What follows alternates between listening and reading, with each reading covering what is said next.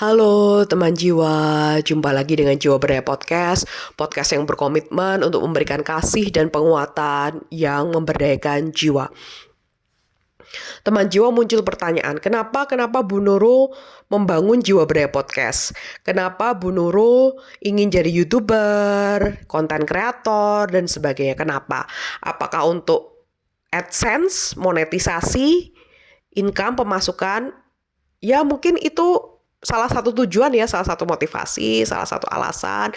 Dan kita tidak bisa munafik bahwa uh, dana, income, pemasukan itu adalah salah satu motivasi hidup manusia, seperti salah satu jadi alasan manusia bertahan hidup atau survival mode seperti itu.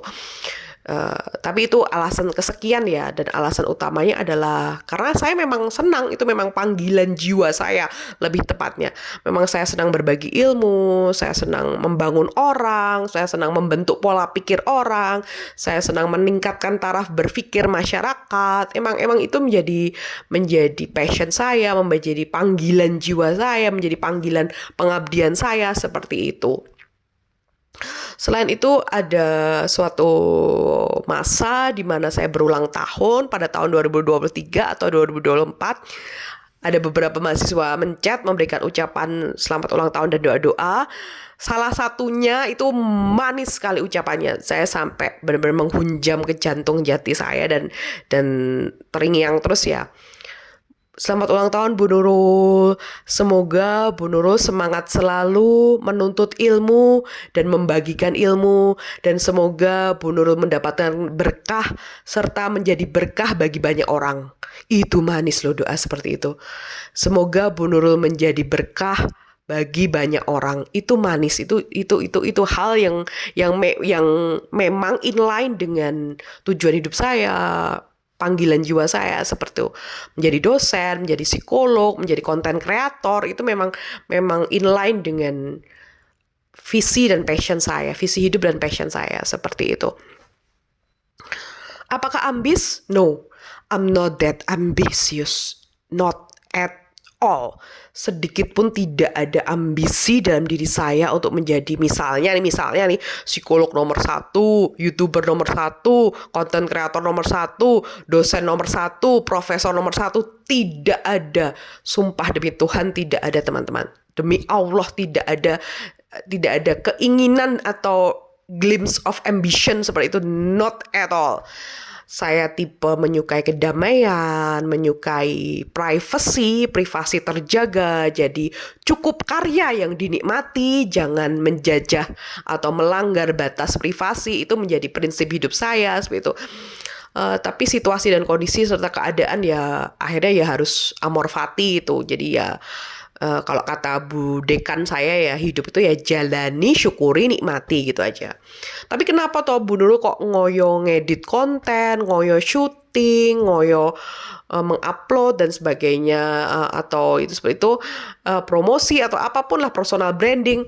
Itu karena memang karakter saya, mentalitas saya, jiwa saya memang grit.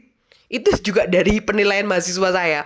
Jadi waktu saya evaluasi mahasiswa wali, ada salah satu perwakilan, ada 2 perwakilan saat itu memberikan kesan dan pesan terhadap fakultas, dan kesan dan pesan terhadap saya sebagai dosen wali mereka. Yang sudah menanyakan, yang paling saya teladani dari Bu Nurul itu adalah grit. Saya melihat Bu Nurul ini adalah sosok yang benar-benar menampilkan grit sekali. Jadi menjiwai, saya lupa kalimat persis mahasiswa tersebut.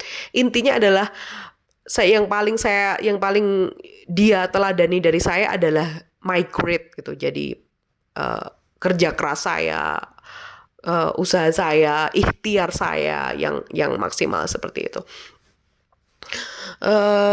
Jadi saya hanya do the best. Jadi menjadi dosen ya do the best, walaupun itu masih semampu saya ya, karena memang saya masih belum jago lah dalam hal penelitian, masih perlu memperbaiki dan meningkatkan my capability in research kayak. Jadi harus masih banyak PR untuk penelitian. Jadi psikolog juga itu. Jadi saya hanya tipikal yang everything is do the best. Jadi do the best gitu. Jadi hanya maksimal aja.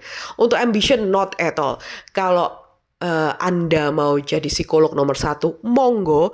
Mau jadi dosen profesor nomor 1, monggo. Mau jadi YouTuber atau konten kreator nomor 1, monggo. Mau dapat piala Citra, monggo. Mau dapat piala Asia, piala Miss Universe, monggo. Saya tuh tipe monggo aja. Saya tuh slow, santai, chill, nggak ambisius sama sekali. Saya hanya do the best as maximum as I can. Bahkan saudara saya DF itu menyampaikan, Mbak Ila ini ya, saya dipanggil Ila dalam keluarga. Mbak Ila ini ya, kalau seandainya suami Mbak Ila menyampaikan, kamu nggak usah kerja, di rumah aja, ngurus saya, suami kamu, dan rumah tangga serta anak-anak. Itu Mbak Ila pasti langsung resign, pasti langsung menghentikan semua karir dan berdedikasi untuk keluarga. Itu pasti. Dan memang seperti itu. Karena for me, my family is my first priority after God. Jadi bagi saya, prioritas hidup utama setelah Tuhan itu adalah keluarga. Jadi kalau saya harus melepas karir, melepas mimpi bahkan, itu nggak apa-apa. I'm not that ambitious at all gitu. Jadi bagi saya keluarga itu yang nomor 1 seperti itu. Tapi ada saudara lain DF juga menyampaikan, ya jangan milih suami seperti itu, Mbak. Ya milih suami yang mendukung karir Mbak Ila, mendukung mimpi Mbak Ila. Jangan milih suami seperti itulah, Mbak, kayak gitu. Jadi saya tergantung, saya santai aja sih. Jadi tidak ada target-target yang bagaimana, tidak. Jadi saya hanya menjalani kalau memang dosen itu puncak prestasinya adalah profesor, ya berarti bekerja keras, diupayakan jadi profesor, do the bestnya di situ. Kalau memang psikolog itu bilang, jadi apapun itu hanya do the best aja. Jadi tidak ada, trust me, bedah hati saya, tidak ada ambisi sama sekali. Kalau memang saya harus melepaskan semuanya demi keluarga, I will do it. Jadi tidak usah khawatir akan persaingan, akan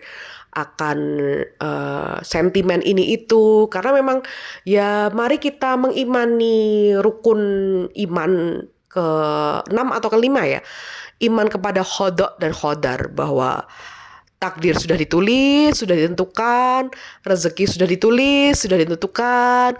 Kalau ada orang lebih kaya, lebih ganteng, lebih cantik, lebih pintar, lebih bermobil, apapun, ya udah, batinnya ya udahlah, itu memang rezekinya, dia udahin aja, ya udahlah, itu memang rezekinya. Rezekiku mungkin dalam hal lain, atau mungkin aku memang belum pandai menghitung nikmatku, belum pandai menyadari rezekiku sehingga terbutakan untuk melihat rumput tetangga.